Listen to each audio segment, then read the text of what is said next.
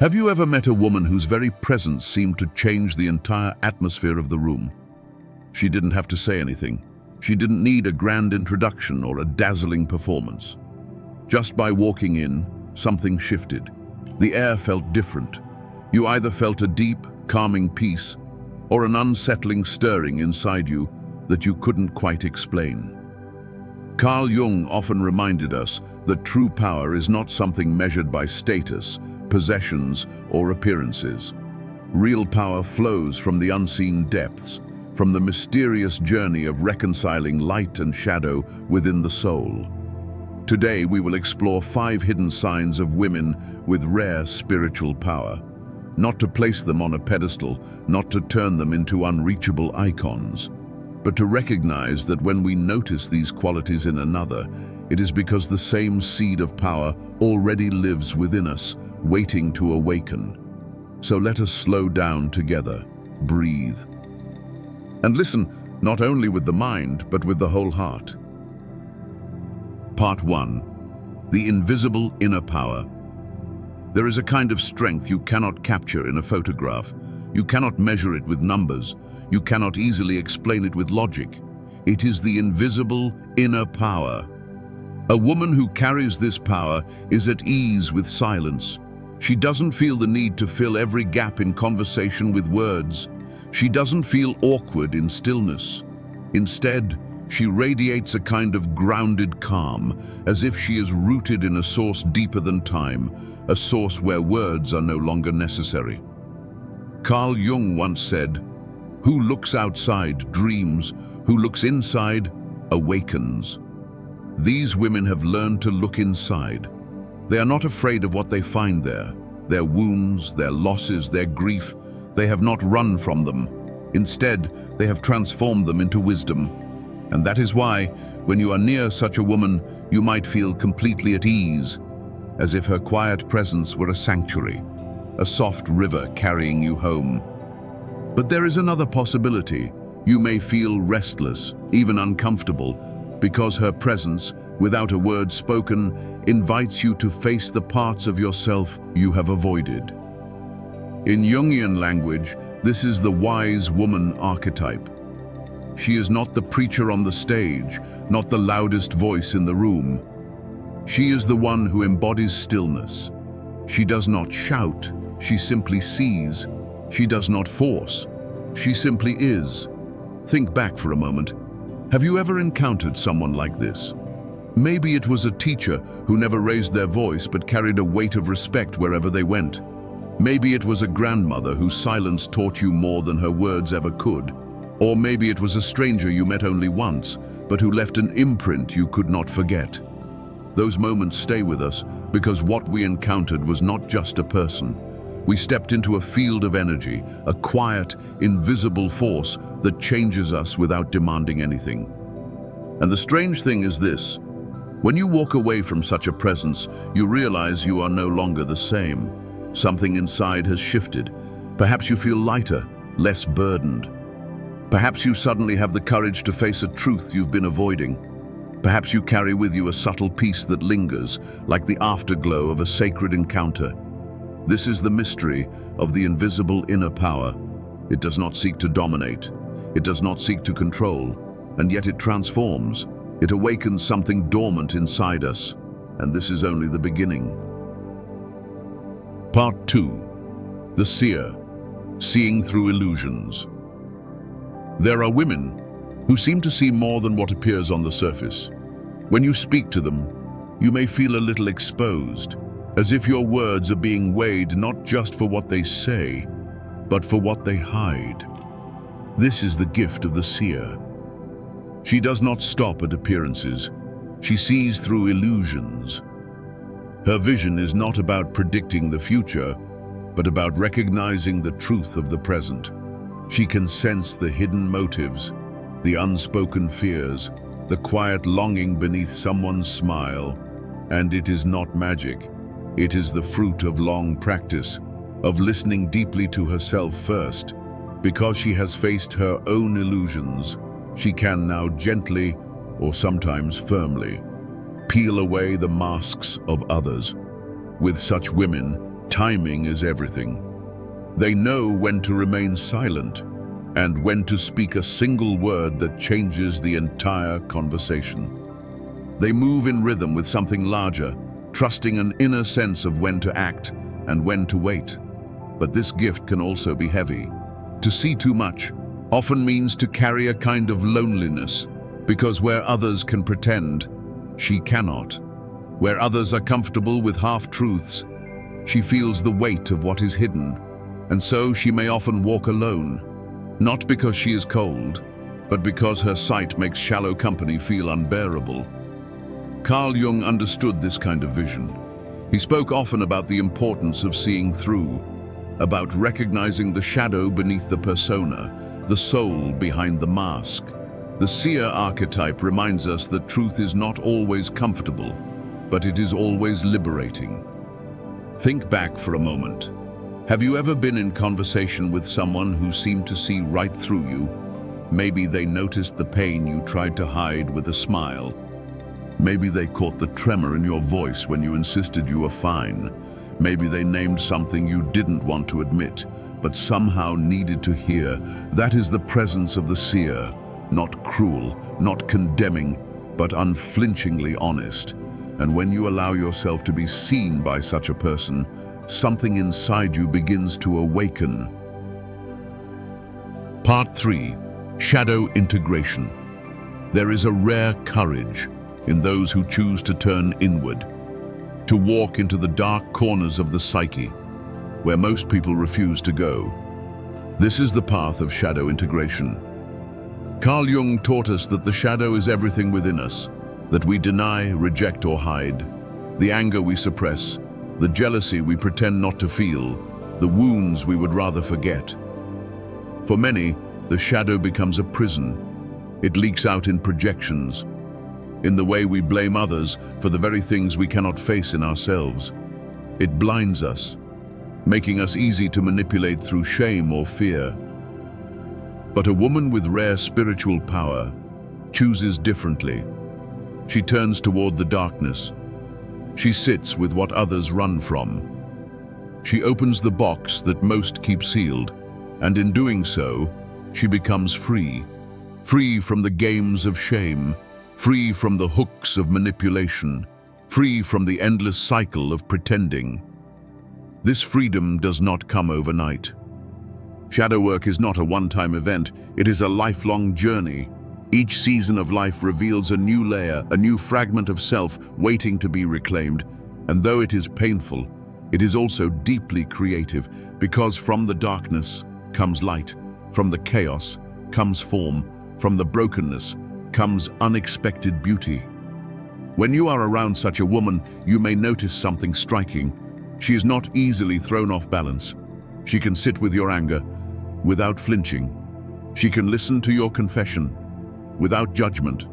She can name the truth and still hold space for your humanity. Why? Because she has already faced her own. She has wrestled with her demons and discovered that they too were carrying gifts. And this gives her a different kind of strength. Not the brittle strength of someone who hides their pain, but the quiet, grounded strength of someone who has been through the fire and has come out whole. Shadow integration is not about becoming perfect. It is about becoming real, and in that realness lies a power that cannot be faked. So ask yourself, what parts of you still wait in the shadows? What emotions or truths do you keep hidden? And what might happen if instead of running, you turn to face them? For it is there in the shadows that the light of transformation waits. Part 4. The healing presence. Not all healing comes from medicine. Sometimes it comes from presence. There are women whose very being feels like a sanctuary. When you sit near them, you feel safer, you breathe easier, your heart softens, even before a word is spoken. This is the mystery of the healing presence. Unlike the savior who rushes in to fix or rescue, these women do something subtler and far more powerful. They hold space, they allow. They create an atmosphere where your own soul begins to remember how to heal itself. Carl Jung often spoke about the archetype of the Great Mother, not as a literal parent, but as a field of energy that nourishes, protects, and gives life. The healing presence carries this archetypal energy, yet it is never smothering. It is love with boundaries, compassion with clarity. When you are with such a woman, you do not feel controlled. You feel seen. You do not feel dependent. You feel empowered. Her strength is not in doing everything for you, but in holding a mirror gently until you see your own strength reflected back. But do not mistake gentleness for weakness. True healers carry fierce boundaries. They know the difference between compassion and self-sacrifice. They can say no with the same clarity that they say yes. And it is this balance that allows their presence to remain clean, unentangled, and powerful. Many of us have met someone like this, a teacher who believed in us when no one else did, a friend who sat quietly beside us in our grief, without trying to force us to feel better, or perhaps a stranger who, with one kind glance, reminded us that the world is not as cruel as we feared. Healing presence cannot be faked. It flows from an inner integration, from someone who has tended to their own wounds first. Because they have walked through their own pain, they do not need to run from yours. And so, their very existence becomes medicine. Pause for a moment. Think of the people in your life who have been this presence for you. Notice what you felt in their company. Was it relief? Was it strength? Was it the quiet permission to simply be yourself? That is the gift of the healing presence. It is subtle, it is invisible, but it is unforgettable. Part 5. Spiritual sovereignty. There is a freedom, deeper than independence. It is not just the ability to make choices for yourself. It is the courage to live by your inner truth, even when the world demands otherwise. This is the gift of spiritual sovereignty. A woman who carries this power does not blindly follow the rules of culture, family, or tradition. She listens first to the still, quiet voice within, and from there, she chooses. Her spirituality is not borrowed. It is not second-hand. It is not built on memorized doctrines or rigid dogma. Instead, it is alive. It is breathed, felt, tested, and lived. Every step of her journey flows from direct experience, her own encounters with the sacred. This sovereignty does not make her arrogant, it makes her grounded. She does not need to convince others to follow her path, because she knows each soul must walk its own way. And so, her presence carries both strength and humility. She can stand alone, yet she does not isolate herself. She can say, "This is true for me," without needing to prove anyone else wrong.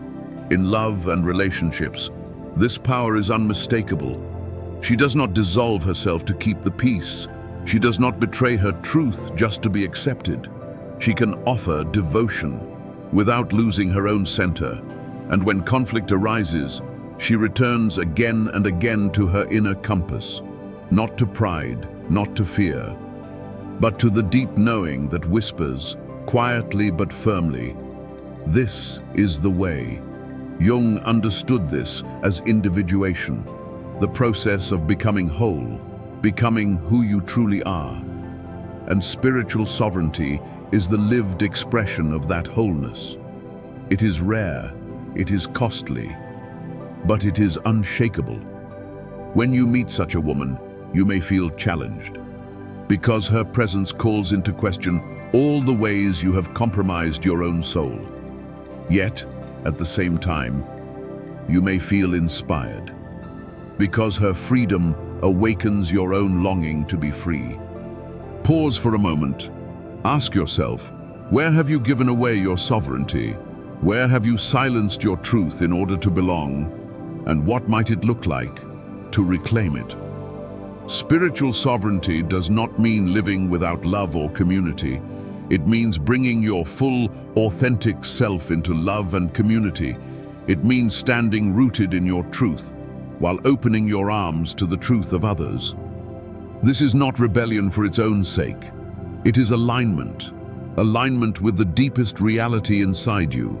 And that alignment is what makes a soul radiant, unbreakable, and free. Bonus insights. Compassion with boundaries. Magnetic presence. There are two more qualities. Subtle but powerful. That often flow naturally from women who walk this rare path. The first is compassion with boundaries. We often mistake compassion for sacrifice, believing that to love others is to give endlessly, even at the cost of our own well-being. But true compassion does not drain, it does not collapse, it does not destroy the one who offers it. A woman with rare spiritual power knows this. She can open her heart fully and still know when to say no. She can extend kindness without abandoning herself. Her love is generous, but not naive. It is steady, sustainable, rooted in wisdom. And because of this, her compassion heals. Not by rescuing or overextending, but by modeling what love looks like when it is healthy, balanced, and alive. The second quality is harder to explain, but unmistakable when you feel it. It is the magnetic presence. These women carry an energy that draws others in. Sometimes it feels like warmth. Other times it feels like intensity, almost too much to bear. People may find themselves captivated or strangely unsettled. Some are drawn closer, longing for more. Others feel resistance, even fear. Why?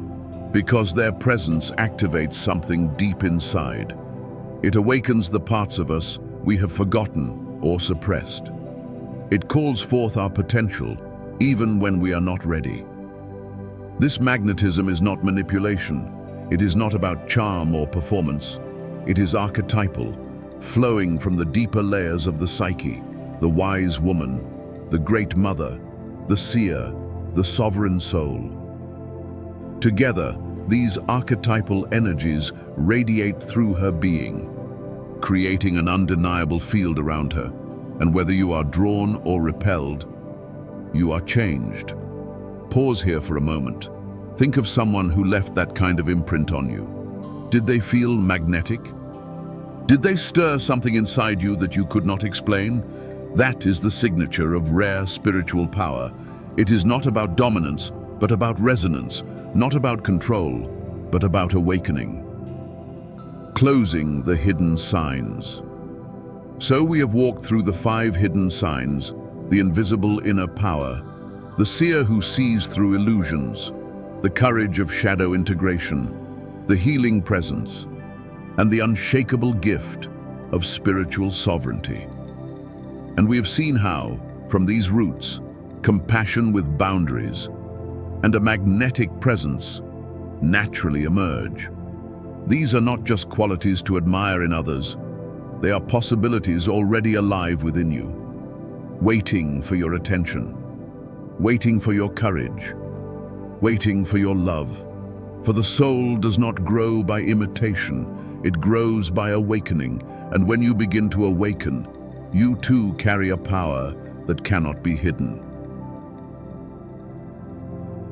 Integration, what it all means. When we look back at these hidden signs, a pattern begins to emerge: invisible inner power, vision that pierces illusion, the courage to face the shadow, the gift of healing presence, the sovereignty of the spirit, and from these roots, compassion with boundaries and a magnetic field of energy. These are not random traits. Together, they form a living portrait of integration.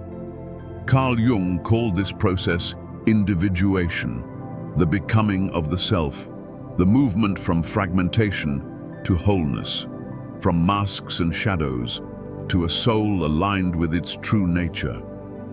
And women who embody these signs are not displaying something foreign or unreachable. They are mirrors, reminders of what is possible for every soul willing to walk the path inward.